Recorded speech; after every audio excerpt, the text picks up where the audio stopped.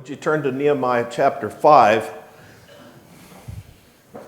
We've been following the work of this amazing leader. His name means, "The Lord is my comfort." And you will find that through the book. You find it at least twice in the passage we're going to have today. The fear of God, constant prayer. Just God was his constant thought and frame of reference in all that he did.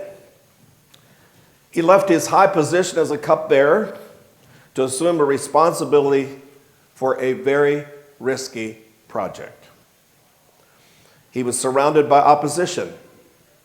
The Samaritans on the north, the Ammonites on the east, the Arabians on the south, if I can say it, Philistines on the west. They were called in Nehemiah chapter 4, verse 7, the Ashdodites. They were the inhabitants of Ashdod, which was a Philistine city. So there were enemies all around this city. And he takes on this project to build a wall of defense against those people. And of course, obviously, they don't want a defense for these people. They want to take advantage of them. They're not going to be happy to have them defended. Now let's look just briefly, reviewing the challenges he faced. In chapter 1, he faces a personal challenge. He hears about what's happening in Jerusalem, and it moves him. It says he wept and he prayed, and what can he do? He's the king's cupbearer. He can't leave. This is an important job. And yet here's a city that nobody seems to really care about doing something about their problem. This really moved him. That's where this all began, with a personal challenge. In chapter 2, he has a political challenge. How's he going to handle this with this king? Will the king let him go? That was a risky thing right there. The king could have gotten very upset and could have had him put to death for even suggesting that he leave his job to do this. So he made some bold requests of the king. He not only asked permission to leave, he asked permission for replies, letters of admittance as he went along the way. He asked the king for a lot to help him. So that was his political challenge. In chapter 3, we have an administrative challenge. He gets there. Where do you start? He goes out by night. And for a long time, he didn't even tell anybody what he was there for. He wanted to survey the situation and try to organize this so that it can happen. And it was a great administrative job. In 52 days, they built this wall around the city, if you can imagine. Okay? And then in the last chapter, the challenge was opposition from without. So there he meets that. But in chapter 5, we have him meeting the greatest challenge: selfishness of his own people. Now, somebody has observed it's much easier to fight an enemy without than to fight an enemy within. Even Joseph found that out. Moses. It's pretty easy for him to oppose that Egyptian and even kill him. But he went out the next day and he had his own brother, and he ran away. He couldn't face that. Okay? So here we have his challenge of disunity. Brothers against brothers. Here he has this great work to do, and here he has this going on. What do you do? This man, the more you study, the more you have to realize he was a man who was very sensitive to God and to his fellow men. He was a very observant, very wise person. All right. The results of this selfishness was iniquity, which is another way of saying inequity, which means something wasn't even, something wasn't balanced out, something was, I let you find a word. You know, the psalmist faced this whole thing of the enemy within. And David says this in Psalm 55, verses 12 to 14. For it was not an enemy that reproached me, then I could have borne it. Neither was it he that hated me that did magnify himself against me. Then I would have hid myself from him. But it was thou, O man, my equal, my guide, and my acquaintance. We took sweet counsel together. We walked into the house of God in company. That's what he was up against. He was up against his own brethren, the people that should have been unified, and they were. They were unified pretty much up to this point. We're going to see that unity was a great cost, and that's what's happening now. They finally have to face some reality. So the title of my message this morning is Money Matters. And of course, there's a play on that word matters. But here's my outline. If I can get it on the board.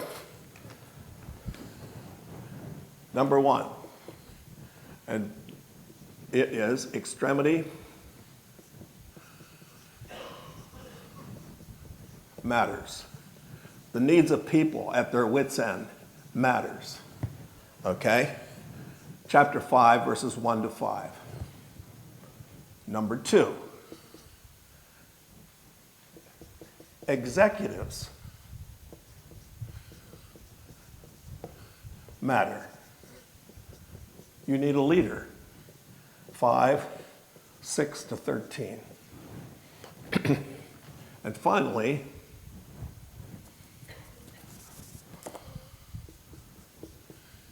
example matters. And that's 5, 14 to 19. And that's our outline. Extremity matters. It does matter if there are people who are in trouble. That matters. It matters if you have a leader. And it matters what kind of example you set.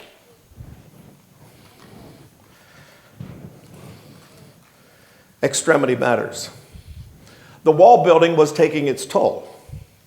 You'll find there's no wall building in this chapter. Apparently it had come to a stop. This problem had to be resolved if there was going to be a wall around the city. It was well on its way, but it wasn't finished. Okay? The sacrificial service of these people had left them exhausted. Many people had come to the city and had neglected their lands, had neglected their crops, had neglected their businesses. Nehemiah in the last chapter urged them to stay in the city to help defend it in the night so they didn't go home.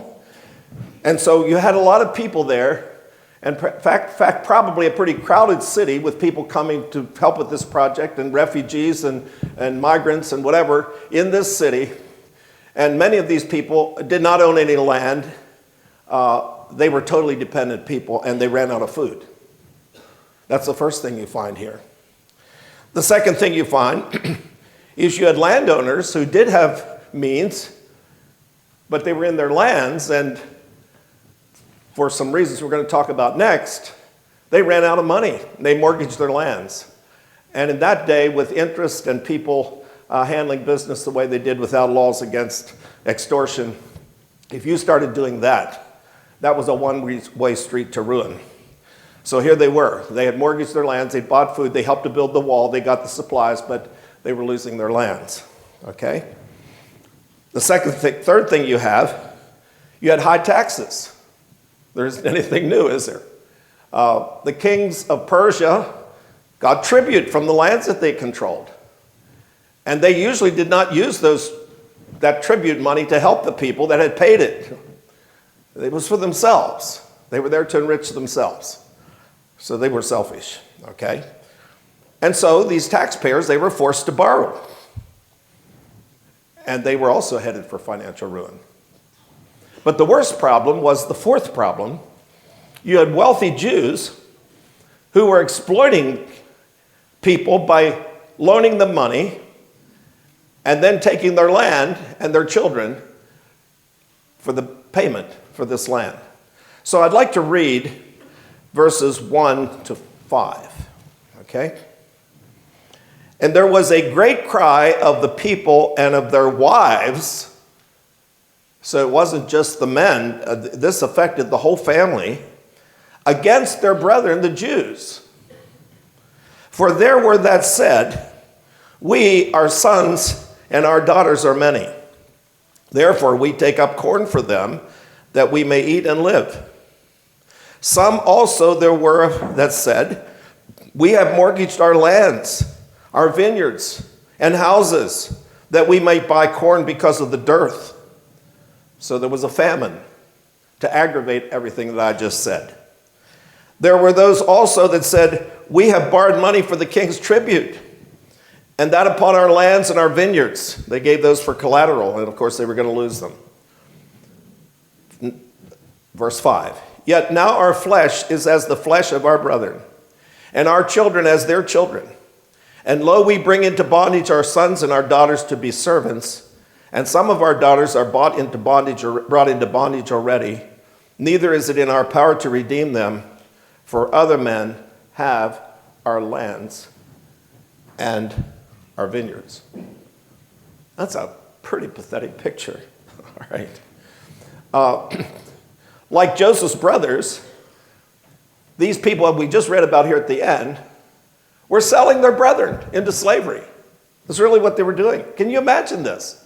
Here's this great project to build this wall, and here are people that are actually thinking about themselves and profiting off of their brethren who are sacrificing to build the wall. I cannot imagine the mentality, but that's what was going on. And they were destroying the unity that had made them strong. They had managed to have strength and avoid this problem apparently up until now, and finally it came to the point where it had to be addressed and resolved. Community is important to God. He expects believers to make personal sacrifices for community. He expects that. We're going to see that later on. We're not talking about what's legal. That's what people often are thinking about. I just read about John D. Rockefeller. I was sort of curious about him. He felt pretty good about what he was doing. Running little guys out of business by handling the finances in a way that he went below their prices till they went bankrupt, then he bought their businesses. He did not do anything illegal. If you read about him, they'll tell you that he went out of his way to make sure he did nothing illegal. The law could not get him because what he had done was legal. The state of Pennsylvania finally started to have to imagine what kind of laws you'd have to have for someone like John D. Rockefeller because he was trying to make sure he was under the radar. To add to that, he was a good Baptist. His mother was a devout Baptist, and they'll tell you that he followed that scrupulously. He went to prayer meetings, he read his Bible every day, he carried a pocket full of change and gave out money to people. He was a philanthropist. He got this from the Bible, that you're supposed to be generous, and he built a college. He did all kinds of wonderful things. So here's this man living under the radar, running other people out of business legally, being a generous person, worshiping God.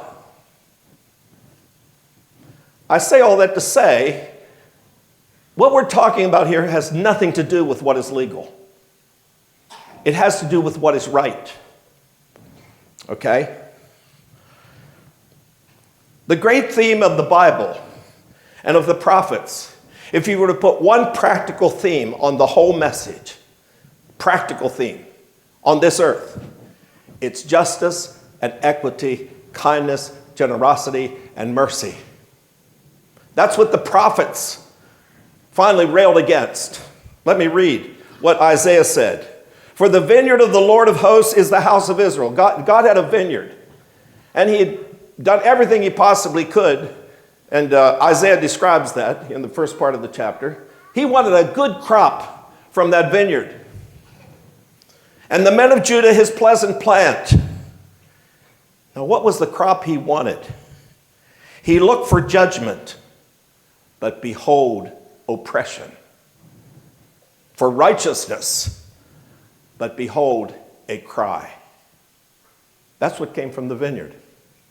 God wanted justice. He wanted righteousness. And actually, the words there in that last part, a cry, has the idea of a stench along with the cry. They tell me. I'm not a Hebrew scholar. Thomas Merton, who was a Trappist monk, who was very concerned about what was happening in this capitalist country, said this: To consider persons and situations only in the light of their effect on yourself is to live on the very doorstep of hell. That's a pretty strong statement. So this was the situation. Now, Nehemiah couldn't do anything about most of it. He couldn't do anything about the famine. He couldn't do anything about the taxation. He couldn't do anything about most of what I just told you. There was only one thing that he could deal with. But he did deal with it. And that brings us to our next point. Executives matter. True leaders are moved to act. They do not sit back and wait for others to solve problems.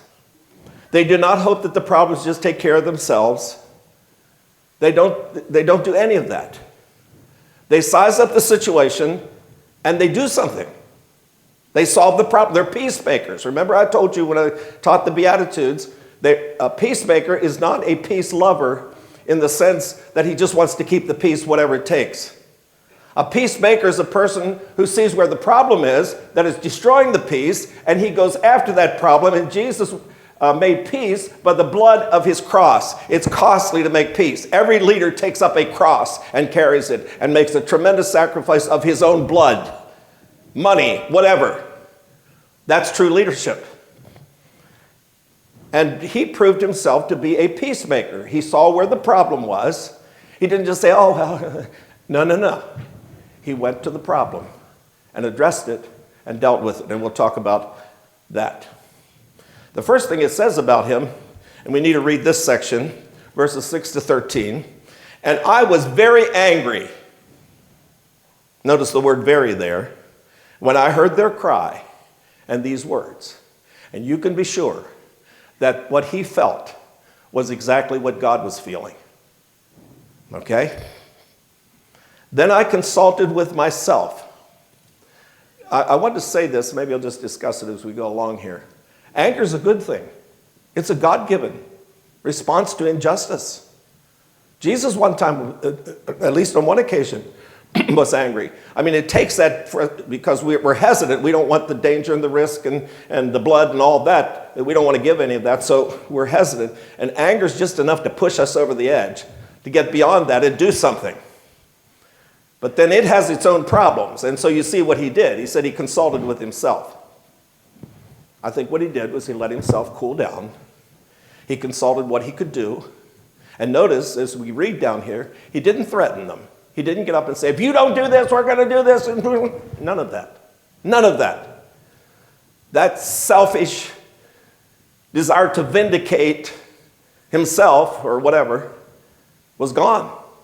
He handled it completely without a selfish motive at all. And when you're angry, they tell you to count to 10. I probably have to count longer than that.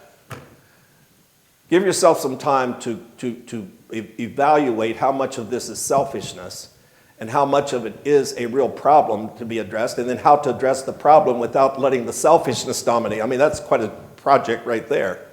But he did that, okay? Well, let's read.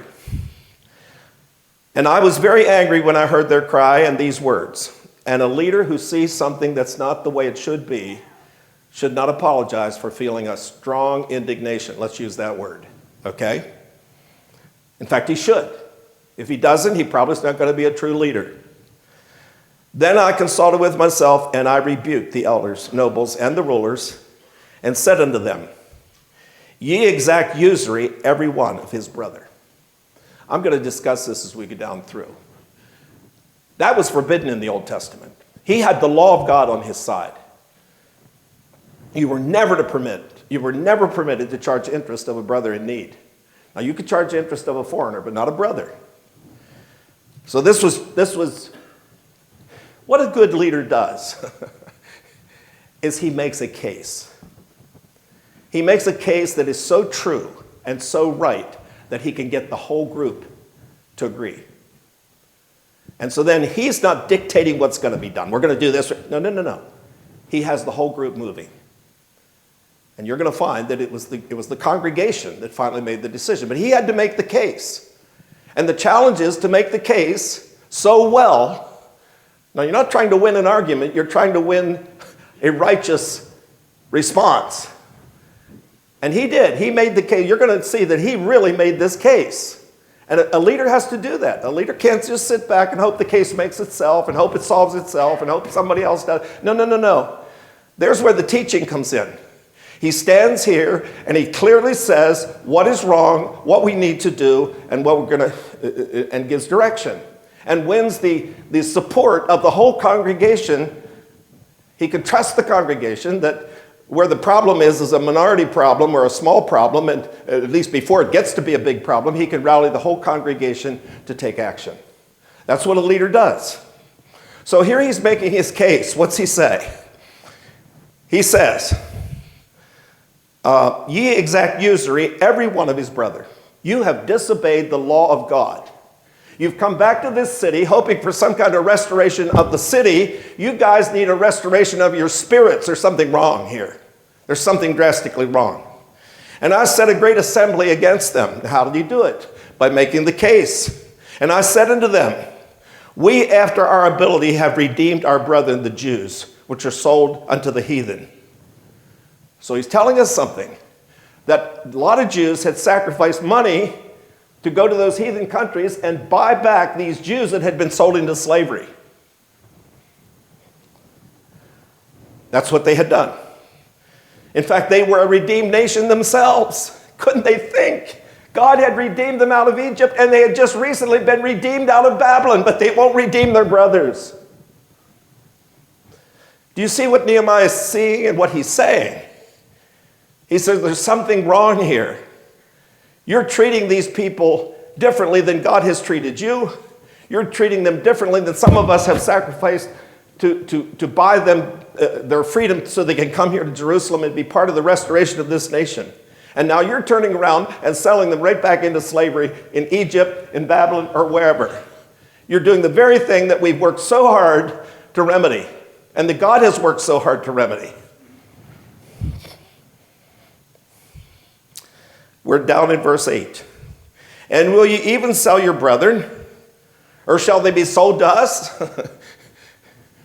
You want us to start buying? You want us to participate in this slavery auction? You can't argue with this. I mean, this is an unassailable argument. And you'll find when we get down here, they didn't say anything. There was nothing to say. Leaders have to be good at that. They have to be good at seeing a problem and bringing absolute truth, not opinions, not their selfish desires, but absolute truth to bear on the problem so that everybody that has any conscience or any desire to be right sees it and is ready to move together to solve the problem. That's what he's doing here. Also, I said, it is not good that ye do. Ought ye not to walk in the fear of God because of the reproach of the heathen, our enemies? Don't you know that the enemies are looking on and they're making fun of God? They're making fun of God's people because of what you're doing. So not only are they selling people into slavery, they're bringing a tremendous reproach on this whole project. Why are these people even building this city? They're not going to be any better than anybody else. Look what they're doing. And they say they worship God. I guess this is the kind of God they have.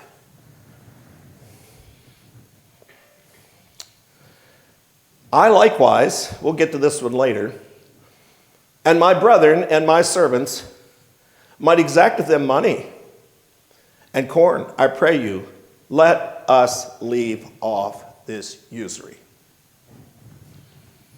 Restore, I pray you, to them, even this day, their lands, their vineyards, their olive yards, their houses, and the 100th part of the money, and of the corn, the wine, and the oil that you exacted. I mean, they were exacting of them luxury, wine, oil. 100th part, I don't know how to figure that, but the commentators say that was a 12% annual interest, which is a pretty high interest that they had charged. Who were these people that were doing this? Would you turn back to chapter 3?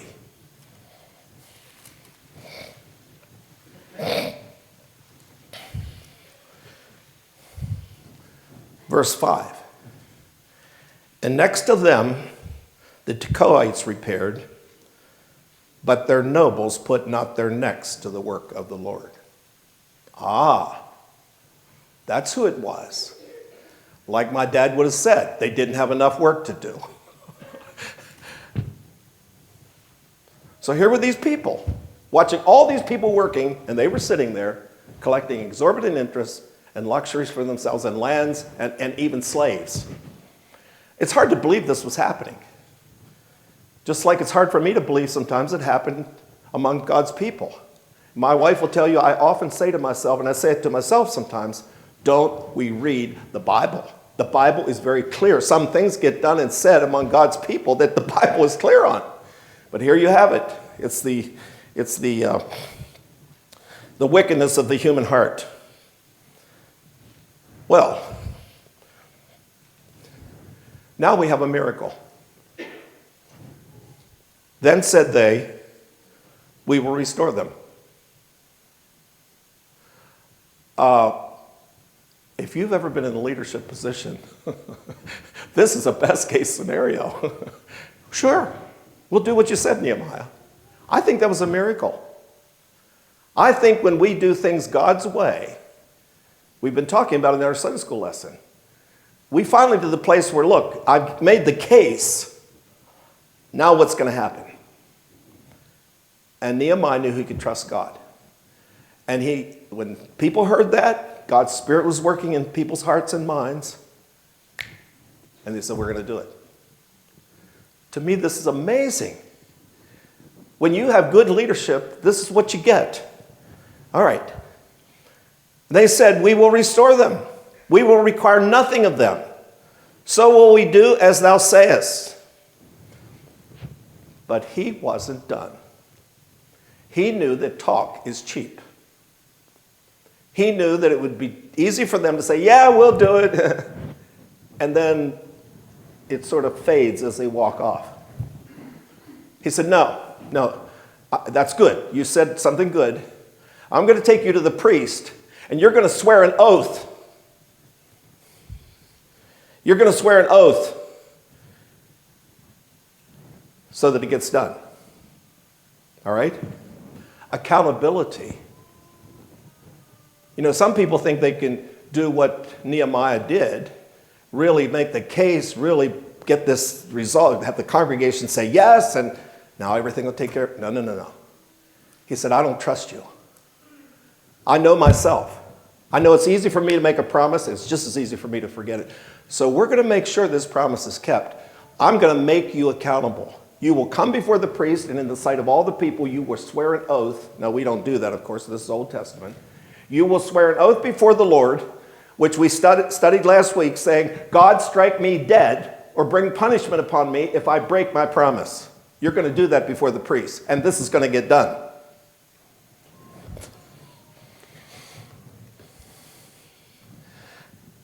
Nehemiah was a leader. He was able to go straight to a problem. He was able to organize the building of a wall. He was able to move the heart, speak in a way that God could move the heart of a king. I mean, if you go down through this is just amazing. I read it and I say, oh God, God give us Christian leaders with this kind of courage. Well, what happened? Let's look what happens. And all the congregation said, amen, and praised the Lord. And the people did according to the promise. My heart just leaped up when I got to that part of this passage. This is such a beautiful ending, but you had to go through the steps he went through. You can't just say, well, we're going to praise the Lord once he does it. We'll just wait and see what. No. He made his case. He got a commitment out of them, and then he sealed that commitment. And everybody was going to watch to see if this was done, and God was going to watch, and they had invoked upon themselves his curse if they didn't keep the promise. So they kept it. All right. Too many leaders do not call for accountability. They depend on the teaching alone. And I'm here to say that's not going to cut it. That's not going to cut it. There has to be an agreement by the congregation, And then there has to be accountability for what the congregation has decided after the leader has wisely led them with unassailable reasons. This is very cut and dry. This is very clear how this works. Okay. So that brings us, this was our second point. Executives matter. If you don't have this, it's not going to happen. Extremity matters. There's a problem. You have somebody that knows how to deal with the problem in a godly way. He's not violating anything that God has told him, leaders to do. And then finally, not only did he get a promise out of them and accountability out of them, he shows that he's fully committed to this himself. And that's a beautiful part of this passage. Let's take a look at this last part. Example matters. Moreover, from the time that I was appointed to be their governor in the land of Judah, from the 20th year even unto the 32nd year of Artaxerxes the king, that is 12 years, I and my brethren have not eaten the bread of the governor. And they could have. He says back there, you remember I read that verse where he said, we could have done this. I was the governor of the city. And governors can impose taxes. I could have imposed my own tax on top of the king's tax. I could have done that. That would have been legal. That would have been right for him to do. But he said, I didn't do that. I didn't take anything.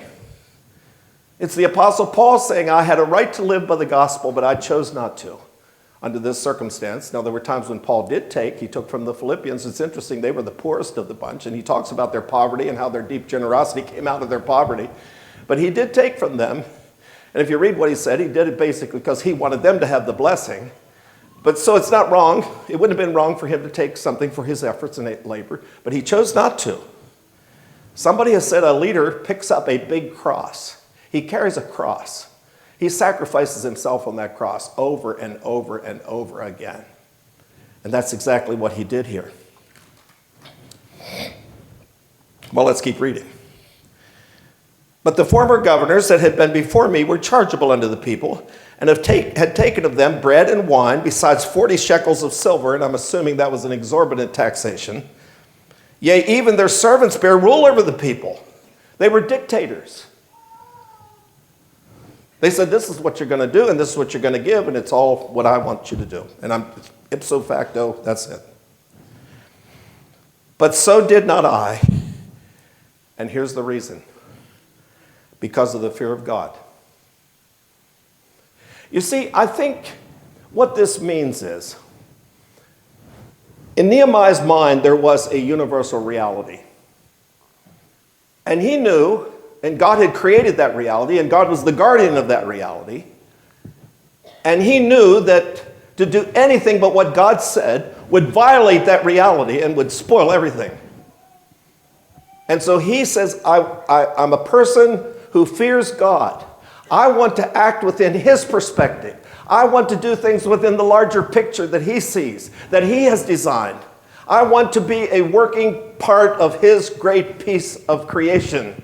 I don't ever want to violate any of it. I don't want to spoil anything that God has planned. I fear God. I'm doing this because I want to be in perfect harmony, and I want God to have his way without any hindrance, and I want him to finally get what he finally intended to have out of this whole situation. Am I making any sense? The person who fears God, that's his mentality.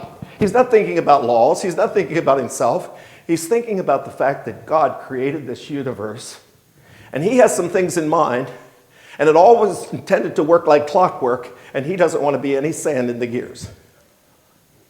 I think that's what Nehemiah is saying. So, let's keep reading. But so did not I, because I fear God, because of the fear of God. Yea, also I continued in the work of this wall, neither bought we any land. Oh, he could have bought up some of that land. He could have had some of those people as his slaves. He could have made some investments. He could have looked out for himself. He said, no, I didn't buy any land. I didn't make any investments. I didn't come here to do anything for myself. Neither bought we any land, and all my servants were gathered thither unto the work. Moreover, there were at my table 150 of the Jews and rulers, besides those that came unto us from among the heathen that are about us. Now, He tells that it took an ox and 6 sheep every day. Somebody said that would have fed 500 people. Somebody figured that out. So he talks about 150 people here. But apparently there were a lot more than that. Every day, 500 people eating off of Nehemiah's own expense out of his pocket. That was his response. He was concerned about the people's needs. He wasn't concerned about himself. Contrast this with Solomon. I found this interesting description of Solomon. Maddened with the love of show, Solomon swung into a feverish career of wastefulness, impropriety, and oppression. Not satisfied with the necessary buildings and legitimate progress of his past years, he overburdened his people with taxation, enslaved some, and ruthlessly instigated the murder of others. All Solomon's drinking vessels were of gold, and those of his house were of pure gold. The shields of his mighty men were made of beaten gold, and his great throne was made of ivory and overlaid with the finest gold. Solomon, like many another absolute monarch, drove too fast and traveled too far. The monarch became debauched and effeminate, an egotist and a cynic. So satiated with the sensual and material affairs of his life, he became skeptical of all good. To him, all was vanity and vexation of spirit. That's what happens to the selfish person.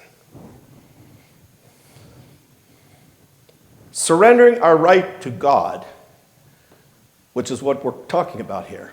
It's what this man did. He surrendered all his rights to God. Is a deep act of faith. Because it calls for divine assistance. And you see that at the end. Think upon me, my God, for good. You're going to have to take care of this. I've extended myself. I've given everything. I'm dependent on you now, or this is going to be a disaster. He fears God, which the Bible says is the beginning of wisdom. To fear God is to want intimate fellowship with God. To be lavish like God is. God is able to make all grace, I'm going to quote my favorite verse, God is able to make all grace abound towards you, that you always, having all sufficiency in all things, may abound into every good work. But if you look at the verses before, it's talking about a person who is a hilarious giver. And God responds in kind. And so this is an act of faith for a person to forget himself and lavish his life on the needs of others and the flourishing of other people and the glory of God. He wants intimate fellowship with God. He wants to experience all of God's reality without doing anything to hinder it. His life is about the glory of God and the flourishing of others. And did you notice in verse 17, it wasn't just his own people, the heathen were eating at his table. He was a missionary. And that's what Israel was to be. God said to Abraham, you're going to be a great nation and you'll be a blessing to all nations. Nehemiah's doing it. They forgot it. They forgot all about it. They started enslaving their own people. That's how pitiful their vision was. So verse 19 shows his utter dependence upon God. He's basically saying this: I trust you to take care of us. We've done all of this, and we've made ourselves dependent. We've overextended. In fact, I think he overextended himself. And now, Lord, it's time for you to act. But in his expansive heart, he's also expanding the kingdom. He's making a secure city. He's feeding some heathen people, being a witness to them, showing the glory of God, how the true God really is, to the attraction of the nations, rather than the picture these people were giving of a jealous, selfish God. I conclude by reading to you the actual life of St. Nicholas. We just came through the Christmas season. He's now called Santa Claus. But what he would have seen during this season would have been the furthest thing from his mind. Here's what he really was.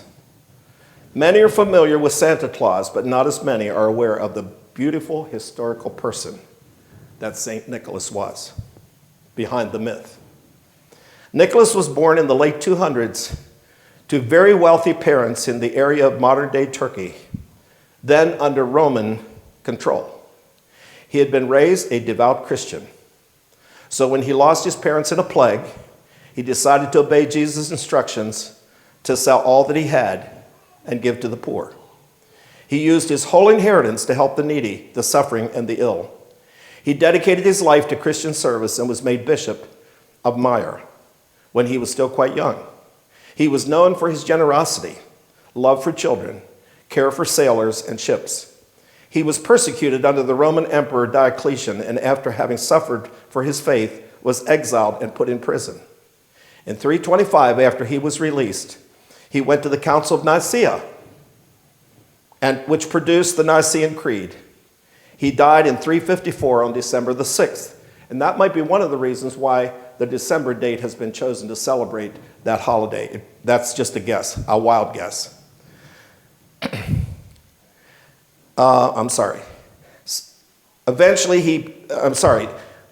Nicholas's Day eventually became merged into Christmas traditions. St. Nicholas truly gave care for the poor his fullest and best efforts.